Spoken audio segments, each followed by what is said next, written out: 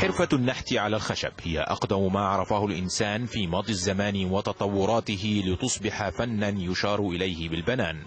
باكستان لديها تاريخ غني من الحرف اليدوية الخالدة عبر العصور.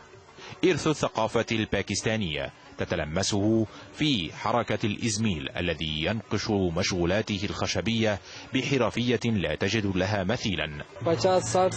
النحت على الخشب مهنة فريدة اشتهر بها صناع شبه القارة الهندية، ونالت صيتا في أسواق الأثاث العالمية بأوروبا وأمريكا والشرق الأوسط.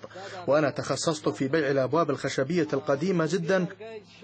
عبق التاريخ وزخرفة أيادي حرفي الأمس تشع بهالة من المجد والثقافة، وتظهر براعة عريقة وحرفية تواصلت عبر أجيال وأجيال. أمارس هذه المهنة منذ عقود وهي صعبة وشاقة. اليد والإزميل لا يتوقفان عن الطرق والرسم، وهذا الأثاث عادة يتم تصديره إلى الخارج، ونحن نفخر بسلعنا هذه.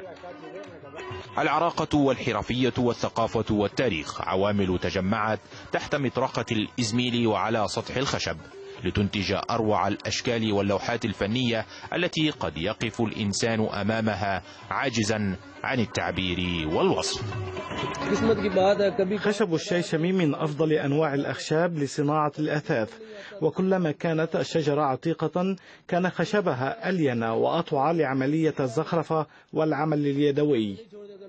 تشتهر باكستان بأخشاب الورد أو ما يسمى هنا بخشب الشيشم، فكلما تقادم عمر الشجر الذي يستخدم في تصنيع وزخرفة هذا الأثاث غلا سعره.